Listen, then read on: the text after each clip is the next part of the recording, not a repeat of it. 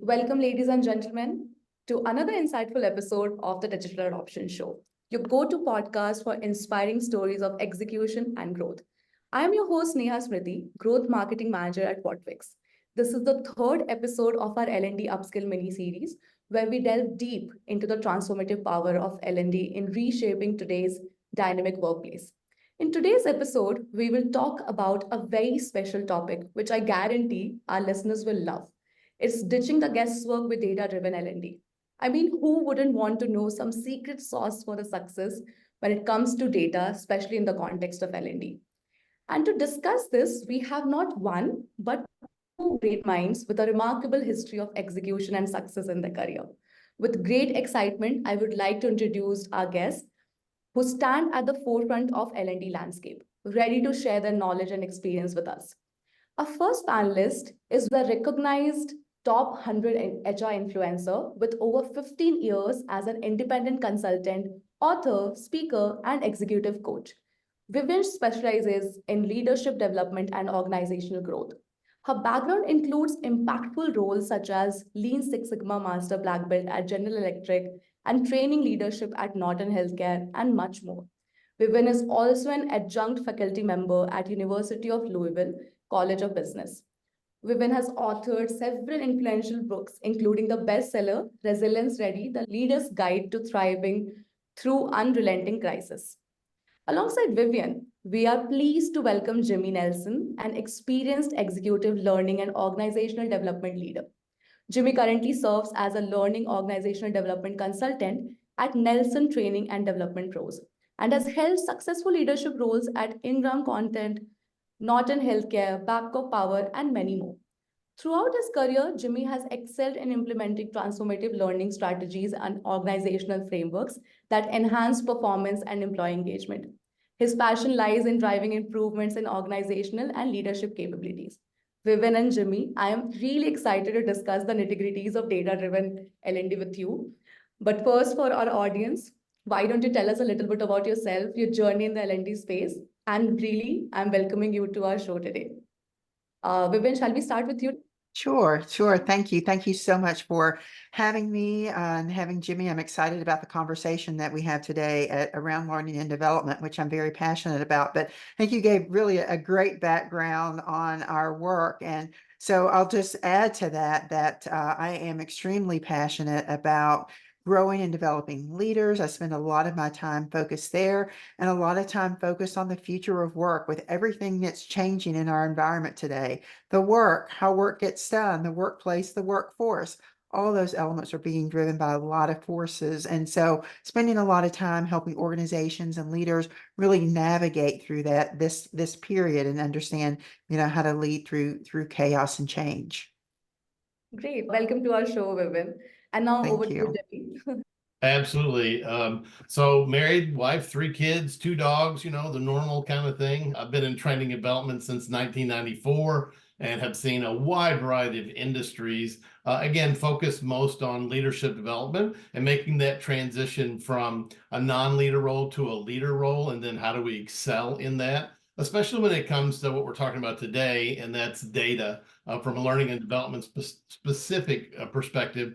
And then also, how do I then take that data and make something useful out of it from a leadership standpoint? So I focus mostly on coaching, problem solving, conflict resolution, teamwork, and then, of course, leadership development. Great. Welcome, Jimmy. And I am really sure, like today, with all your extensive experience in this field, there will be some great conversation that we'll be having today. So, yeah, let me start with the first question. Today's conversation will basically revolve around 3 pivotal questions that aim to uncover the essence of data-driven L&D, as I spoke about. The first question for you is, we all know that data analytics has transformed the way we understand and improve learning outcomes, right? So my first question to you is, what key performance indicators, or as we all call it, KPIs, do you find most effective when it comes to measuring and optimizing the impact of L&D initiatives? And how exactly do you use data analytics to identify performance gaps? Vivian, let's start with you. This is a great question because in today's environment where learning has changed, a lot. And in some aspects, especially with so much online learning, we have different kinds of data and lots of data available to us. But I want to go back to really, as you think about how you optimize, I think that's one of the optimal questions here first. Because as we think about how do we optimize training, how do we optimize learning and development, it goes back to what are the goals of the organization? What's important for the organization, what's important for the team, that individuals where their roles are, and what's important for their individual roles. Yeah. And doing a good needs analysis, and we'll talk a little bit more about this a little bit later, but as you understand what the true needs are based around, I think, those three elements, it helps you to understand what kind of data do we need to look at. And, common types of, KPIs are things like, of course, every organization wants to move and their revenue, or even if you're a nonprofit, still generating what is it I'm called to do? What's our mission? What's our vision? How are we generating funds for the nonprofit or for-profit business? And so these are high level overarching levels that are frankly more difficult to get a direct connection to, but still things that you want to look at an organizational level. Customer retention, employee retention and turnover. Those are areas, especially the spaces that Jimmy and I work on a lot, related to leadership. How are we making sure that we are creating the kind of environment that is sticky for our employees, a place where people want to be? So engagement surveys, 360s, those are all types of things that I think we look at. And then when it comes to an individual level, you have to understand, and we do this a lot in coaching, what's the role? What are the expectations of the role? What are the KPIs for the role? And balances between your technical skills and the technical outcomes. But again, a lot of it comes down to what are the people side of it? And even if I'm not a leader, how I engage in the organization, how I work together with my team, how do I support my team members, the kind of working relationships I have? All of those elements are also important, no matter what role you have and no matter what role learning and development is touching. So I think those are some broad areas that you have to think about. And then again, as you think about specific roles, if you're talking about technical skills, that's a lot easier to measure sometimes in terms of application, or is the person performing the job and the role from a technical aspect as they are supposed to. Safety is another area, that often comes up when we look at manufacturing, which is an environment I came out of with GE, for example. So, those technical sides of things, and then tougher on the soft skill side, but those are some things that I think are important to look at. And I'll let Jimmy add some of his thoughts to this question. Yeah. To add on to what Vivian said, one of the issues I think that a lot of learning and development people have in organizations is everything else in the organization is run by KPIs. They look at bottom line, they look at turnover, they look at, profitability, they look at sales. All of those things are KPI. And it seems like we're kind of behind the curve when it comes to that, because some organizations don't even do that to begin with. So they don't even have learning KPIs built into their system. So one of the first things I often suggest when we're talking about data and using data appropriately is to create some of those learning and development KPIs so that the executive teams are looking at them as part of running the business. We can impact everything, but we need to make sure that we're looking at learning and development as well as a KPI. I know that I recently read a report that said only 33% of the people do level 1 and level 2 evaluations. And if you think about that, that means that more than 60% of the learning and development people out there aren't even doing the basics in data analysis, not even the basics of discovering what the students need and where they go. And I agree with Vivian completely when it comes to, I want to know before I start a training class, what's the expected outcome? What do we want these people to do differently or the same or new behavior before I ever start the class? Because I can't teach to the, hey, I need you to be a better leader, because that means different things to different people. And so having that upfront information saying, this is what we need out of this particular event, coaching, training, whatever it is, and saying, okay, I'm going to build what I'm going to be making on that particular outcome. And then I'm going to go further and say, what other data can I collect during the class, after the class, 6 months after the class, that says, wow, look how great this was. I even do personally ROI. And yeah, no, it's not an exact science, but neither is most of the other KPIs. Most of that stuff lags behind a month, and so they're looking at data that's really not accurate. So I'm gonna put myself in that data realm and say, look, here's what's important as well, and make sure that the C-suite folks, the executive folks, that buy into that and say, yes, we're going to monitor that KPI just like we do bottom line, just like we do customer, turnover, employee turnover, all those kinds of things. True. That's so true Yeah. because as even Vivian talked about it, it's totally depends on what kind of goals you are having, and even the KPIs will depend on what is your individual goals, what is the goal of your team, and it's just it boils down to how it's more of when we look after data analytics, it's more of getting an evidence-based decision making rather than just relying on your gut. That is the whole crux of it. You are trying to get more data points. Even I remember Jimmy touching base on how you compare what it was a month ago, how it is now, what's going to be in the future. So it boils down to how we are trying to measure the ROI, because everything comes down to what is the return on the investment you're making. Great. That's Yeah. really some great Yeah. insights, guys. And Yeah. since we Yeah. were speaking about measuring the impact of these L&D initiatives, I have another question very closely knit with it. As an L&D leader, how do you exactly align your department's goal with broader organizational goal? And this is actually even a challenge we face in our organization. But how do you do it? And what role does data play in demonstrating the real world impact? So you have touched base some aspect of it in the previous question, but we would like to know more, like what kind of real world impact of your learning initiatives on business outcomes does data play a role? And this time, let's start with Jimmy. Sure, sure. I think the first thing that we need to realize is that learning and development are business people, and we need to have a mindset that says we're not just teaching and training folks, or somebody who takes orders, hey, I need a class on conflict, great, I'll give it to you. We actually need to be part of the business, and we need to be business professionals. If you think of human resources now, they've changed their titles to human resources business partners. So we really need to be L&OD business partners, which means that we need to be interacting with the people who are setting the goals and making the decisions on the mission and the vision and where we're headed as an organization. And we need to be collecting that data. Okay, tell me more about what you're looking for in this company. What transition do you need to make? Well, we want to merge this and we want to change this. Great. And so then we, as business people, step forward and say, I can help with that in this way. And if these are the outcomes that you want, here's some things that I can put in place to make that happen. So that's kind of the entrance into that, is really being integral into that. They call it having a seat at the table, but really being integral in that process of understanding exactly what the goals are, what the mission, strategies. Most of the companies I've worked for, and even ones that I've served as a consultant, have had some kind of strategy. Here's what we want to accomplish in 2025 kind of thing. So tapping into that and saying, how can I then support that from a business perspective with what I deliver from a training perspective or a coaching perspective,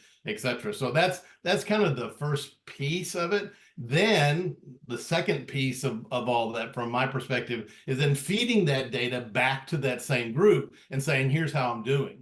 Because if you think about what the executives do every week or every month, is they meet and say, how's the business doing?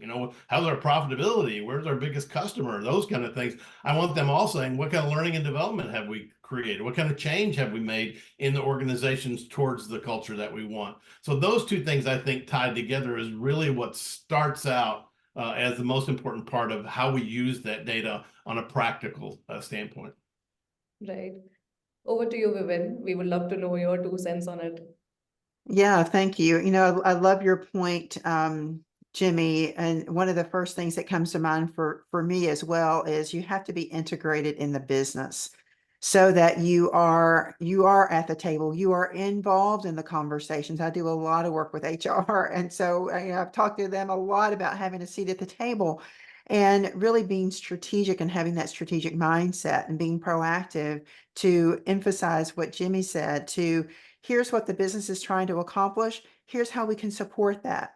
But also being proactive at, we see what's coming, we understand what's coming, and interjecting what the development needs, working closely with HR, with the whole talent acquisition pieces.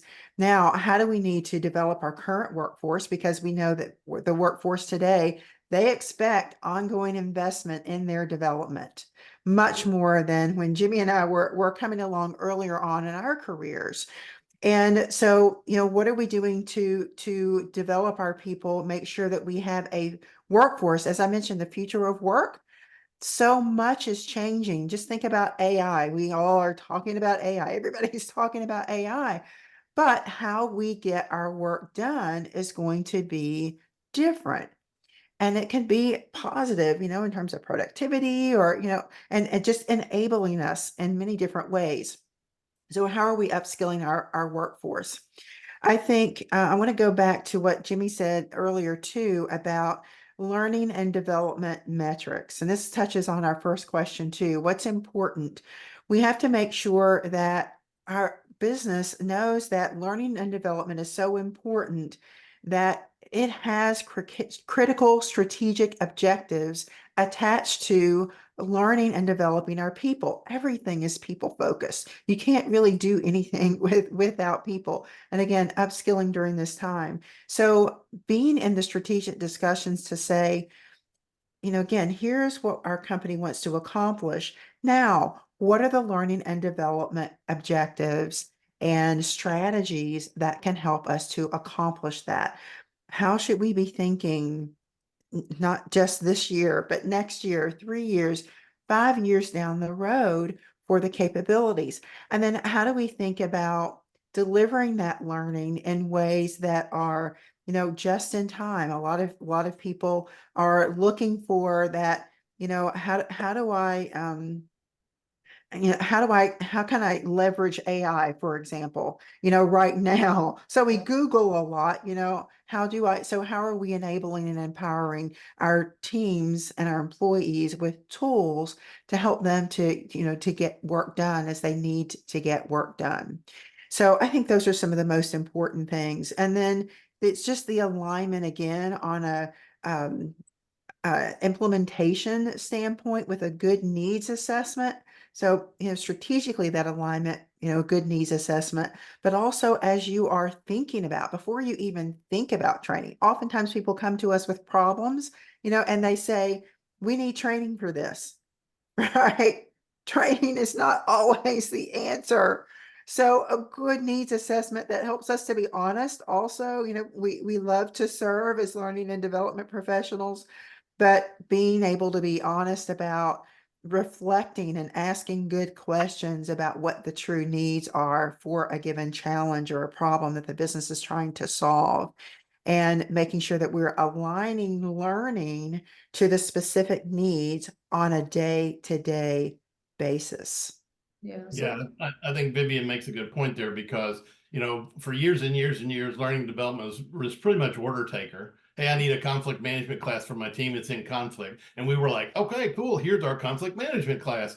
And, that worked to a certain level. But again, Vivian's point of workers aren't who they used to be. It's just not the same today with the millennials that are coming in and even the Zs that are beginning to enter. They don't do that. That doesn't work for them. They can look it up on YouTube in an instant instead of having to sit through a 4-hour training class. So I'm making sure that we're adjusting what we are doing to be more business professionals.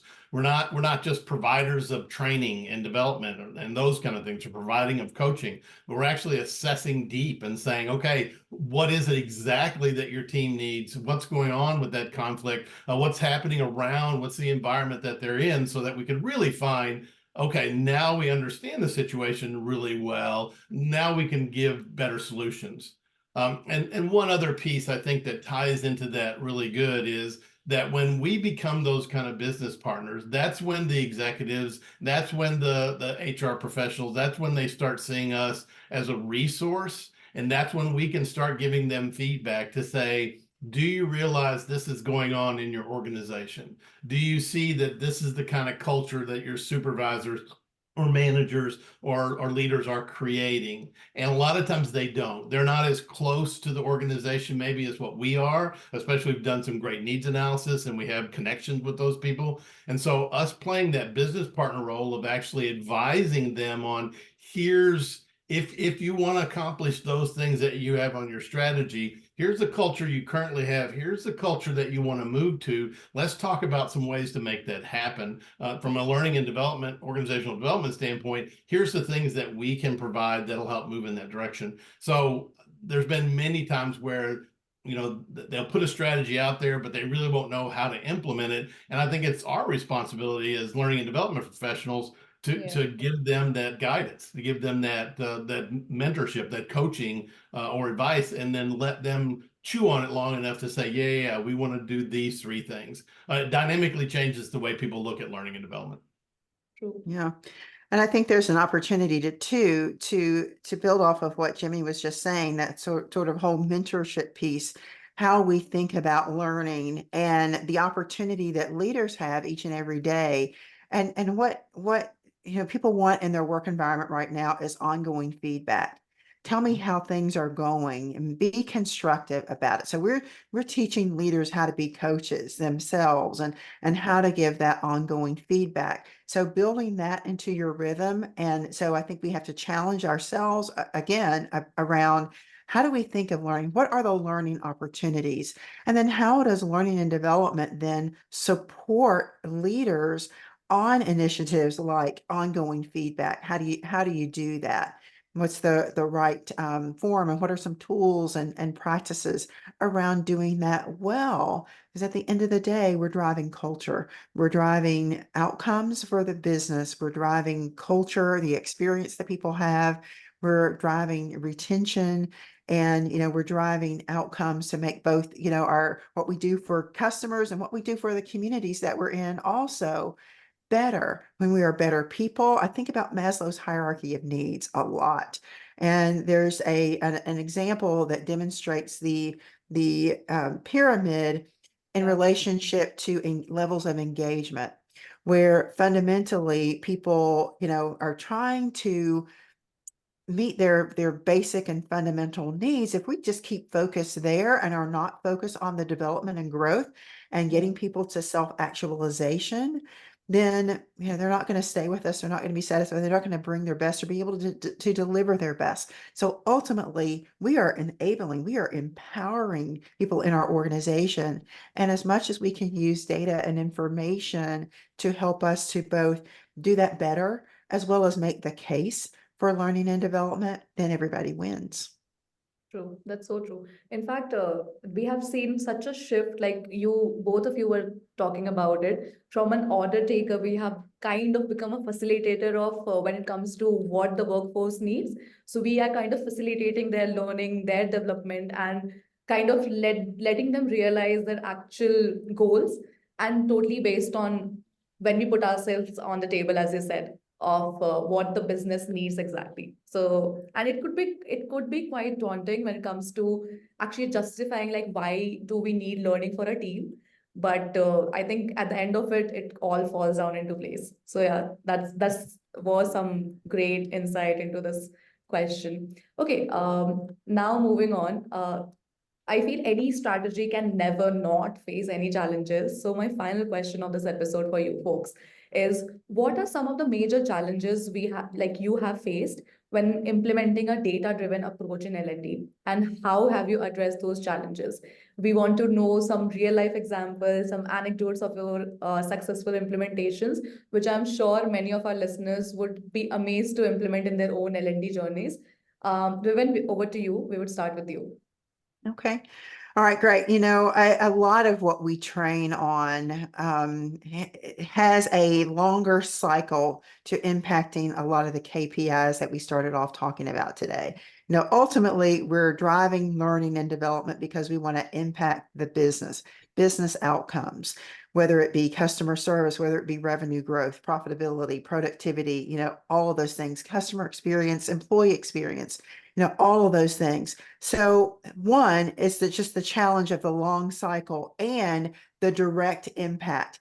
That's why it's important to break down what you are really trying to get out of specific training, understanding the needs, understanding the expectations, aligning those, and doing a good job of understanding what the return on investment expectations should be. How do we measure this particular type of training? And ultimately, what does the impact on some of the other business results? What does that look like? Soft skills, we're training on soft skills a lot, or essential skills, right? We call them soft skills, essential skills. And, translating that to hard data is very difficult. But again, critical, and especially when it comes to leaders. I was interviewing a leader yesterday for some of the future of work that I'm doing, research that I'm doing. And he talked about the fact that, a lot of what we need and what is expected of leaders is those soft skills, is really building the experience, building relationships, ensuring people have a voice.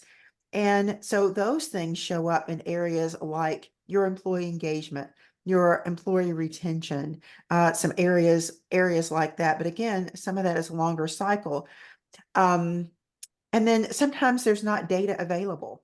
The company is not collecting data on certain aspects. We're starting building learning and development data, understanding what we should be measuring and building trends across some of that learning.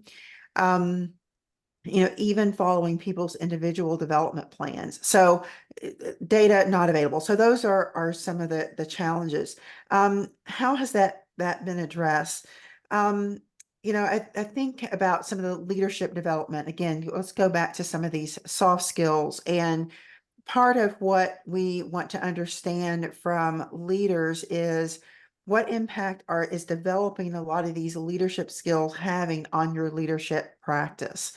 And so thinking about that, a lot of what I do oftentimes is help organizations think about, for your organization's needs, for your industry, for your products, for your customers, for your organization and your culture, how do we define the Acme company leader? What's important qualities for your leaders to have? What are connected to that? Some sound, fundamental leadership competencies and skill sets, that are important for leading, that we combine with that and utilize those two things first to create what a leadership development program should look like for the organization. Within that, what are the outcomes we're trying to get and how are we going to measure that? I think there's a place for all the levels of measurement, as Jimmy was talking about earlier.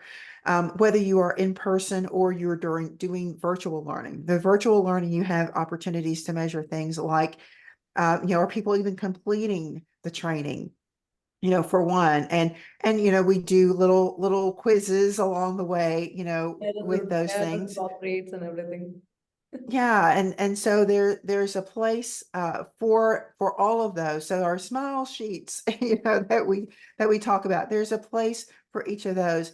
But then how do you come back and later on measure? Again, you have to be really clear on what the expectations are and the outcomes that you're going to measure, and what that tail looks like, what the timing looks like. So coming back over periods of time and coming back to like a 360, looking at employee engagement data for a team, a specific team, as well as the organization as a whole.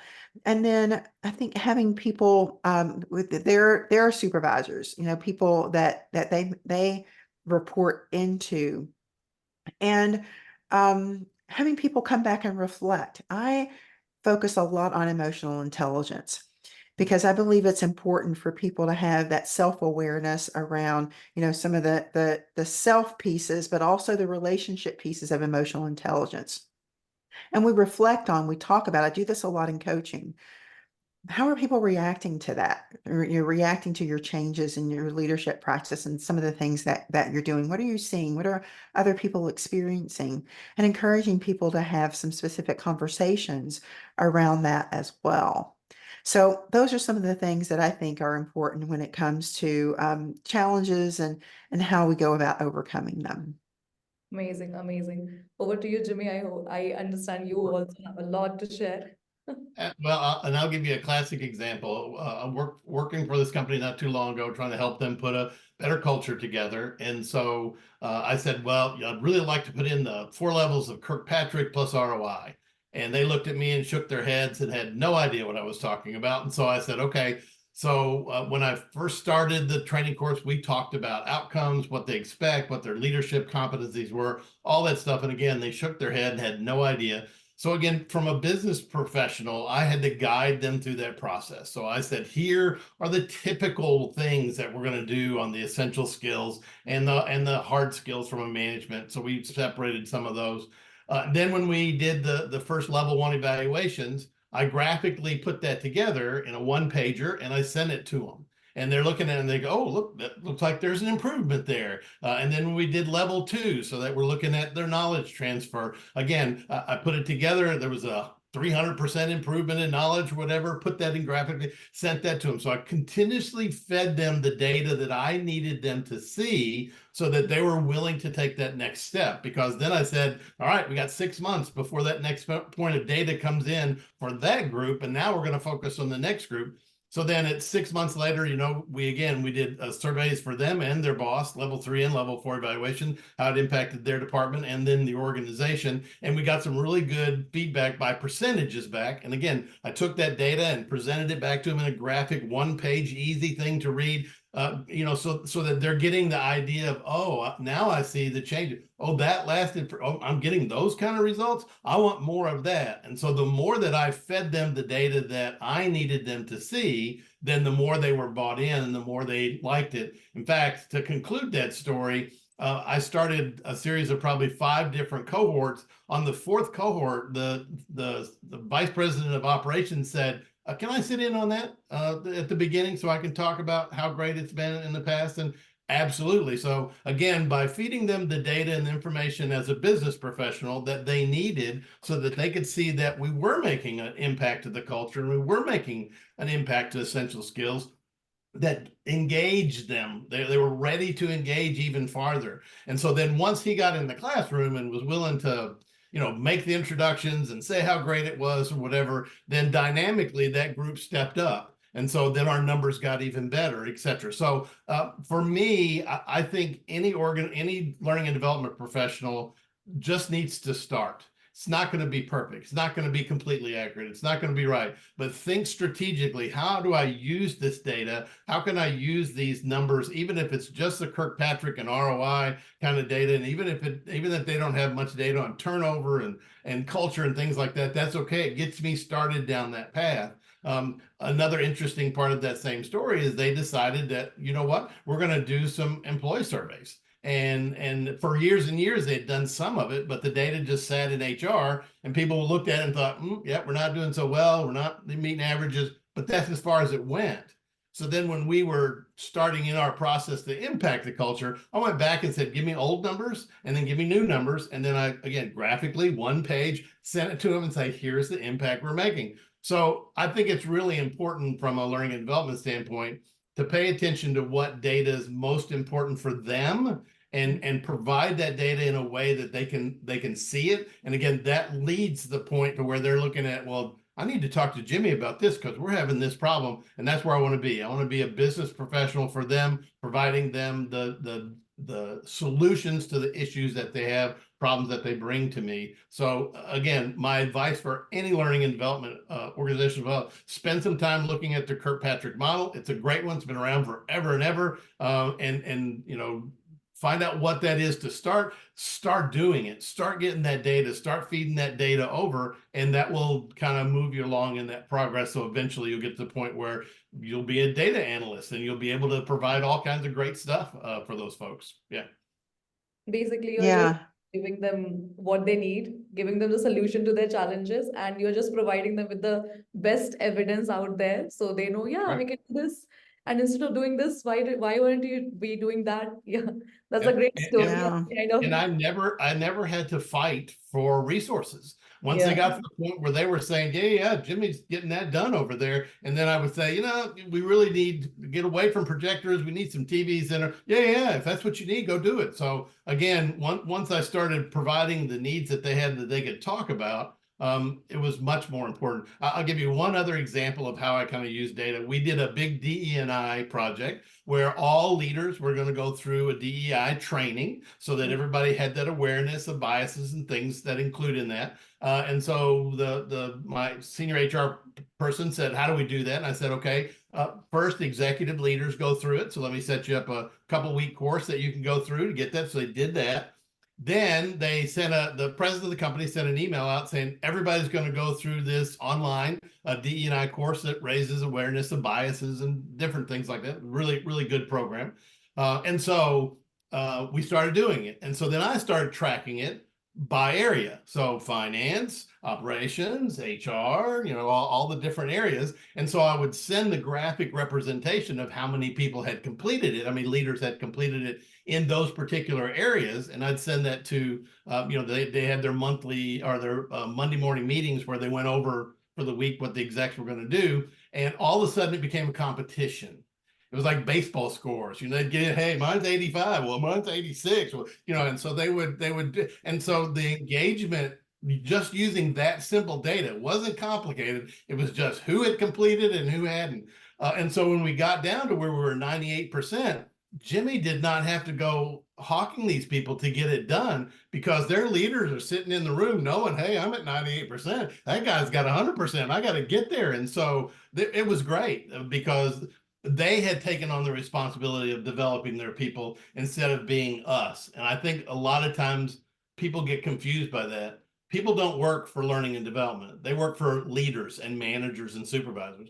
So we've got to begin to transfer that to them and say, this is your responsibility to develop your people. I'll give you the resources. I'll give you the initiative. I'll go through all that. But you need to be developing your people. And I think over the years, we've kind of lost that. We've taken it on ourselves as HR or LNOD that we're responsible for developing your people, when in reality, we're not. So something as simple as giving them completion rates and making that kind of a competition or a baseball Adding score a for them. gamification angle to it, just Oh, absolutely. Yeah. It was fabulous. I didn't have to do much at all. It just rolled through. So again, just give it a start as an LOD person. Give it a start. If you're a leader, get engaged in that. I think that's very helpful. amazing, amazing. Those were like really great stories. In fact, those stories kind of concluded the whole discussion that we are having, from KPIs to business goals to finally how do you exactly kind of work on the challenges. I know people are going to take a lot from those stories and even the whole insightful episode. So, yeah, any parting thoughts both of you have before I kind of close this episode? Sure. Again, I'll just reiterate that in today's world, with the kind of people that are in leadership positions and even the kind of people that are in our work world, like Vivian said, the changing work world, learning and development is a key business partner. And so begin to think of yourself that way, begin to act that way. When you think and act that way, you'll become. Great. Vivian. Yes, Bye. yes, and absolutely. Tell your story. I think Jimmy gave us great examples of that, how we use data. And now we have so many tools that help us to put stories together, in a way that are compelling and that leaders need to hear it It's something that's going to cut through for them. So think about who you're sending the message to. But learning and development is critical. I just want to emphasize what Jimmy just talked about. It is critical in today's environment. Everything is changing. It's chaotic. People want to be upskilled. They're thinking about what I'm going to do next, what I want to do, but I want different experiences. And so how do we make sure that we are helping to lead the charge in having an equipped organization that can make a difference in this world and accomplish what it sets out to do from a mission and a vision standpoint. So I concur with Jimmy. See yourselves that way as important. Get in there, integrate with the business, invite yourself to the table if you're not being invited to some of the conversations, but begin to get in there and build relationships with business leaders, start to have conversations, be curious about their areas so that you can begin to think about how we can be a resource as learning and development and be more proactive versus reactive. So there's so much opportunity for this area as a profession going forward. Amazing, amazing. Those were some really great examples, and I feel we had some great stories and great insights we got today. Vivian and Jimmy, thank you so much for joining our episode today. And as we wrap up this insightful episode, I am really so thankful to both of you for all the invaluable contributions you have put to this episode. This is going to be by far I feel, the best episode. So insightful. I was like just listening to it as if I'm getting so much out of it, so much to take away from it. And to our audience, stay tuned as we bring to you some fresh perspective every Thursday on the Digital Adoption Show. We are available on all major podcasting platforms, including YouTube, Spotify, Apple Podcasts, Google Podcasts, and much more. Stay tuned for the upcoming episodes filled with insightful conversation like these. Also, if you like our episodes, please leave a review, comment, or rating to help us continue delivering this valuable content. Thank you.